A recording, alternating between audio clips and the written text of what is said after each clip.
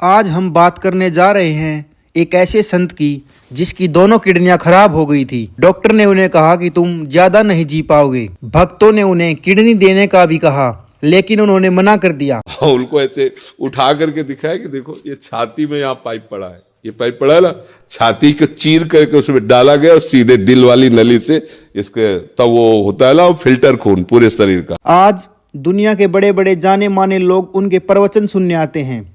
कुछ समय पहले भारतीय क्रिकेटर विराट कोहली व अभिनेत्री अनुष्का शर्मा को वृंदावन में उनके प्रवचन सुनते देखा गया। महर्षि, आप भारतीय क्रिकेट टीम के कप्तान हैं और ये फिल्म इंडस्ट्री में अभिनेत्री हैं, ऐसा आपका परिचय है? हम किसी और की नहीं बल्कि श्री प्रेमानंद जी महाराज जी की बात कर रहे हैं। दोस्तों, वृंदावन का दूसरा नाम है मोक्ष।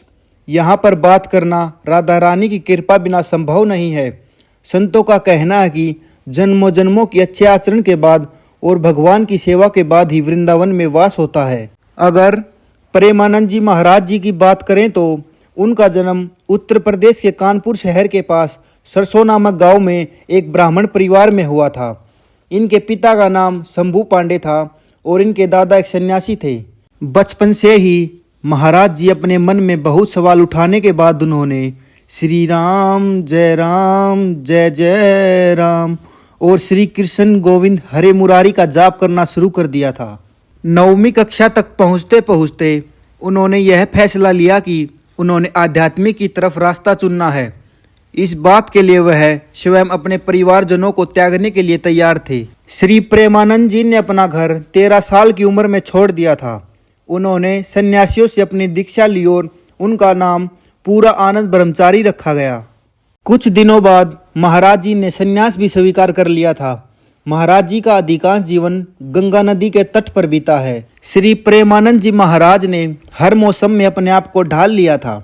महाराज जी तन पर थोड़े ही कपड़े पहनते थे और सदैव गंगा मैया के पास रहते थे और जो भिक्षा में रोटी मिलती थी उसे खाकर अपनी भक्ति में लीन रहते थे। जितनी मर्जी ठंड पड़ती हो, महाराज जी गंगा मैया में 3 डुबकी अवश्य लगाते थे।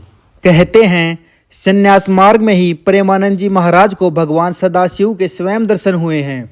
महाराज जी स्वयं कहते हैं कि भगवान शिव की कृपा से ही वे वृंदावन के रास्ते पर आए थे। बताते हैं कि महाराज जी एक दिन बनारस में पेड़ के नीचे बैठकर ध्यान कर रहे थे। तभी उनको राधा कृष्ण की महिमा का एहसास हुआ। फिर महाराज जी अपने एक प्रिय शिष्य की मदद से ट्रेन में बैठकर वृंदावन की ओर रवाना हो दिए, बिना इस बात को जाने कि वे सदैव वहीं के वासी हो जाएंगे। वृंदावन में महाराज जी राधा वल्लभ मंदिर में स्वयं राधा जी को ही निहारते रहते थे। यह बात वहां खड़े एक स्वामी ने देखी तो उन्हें राधा निधि का एक श्लोक सुनाया।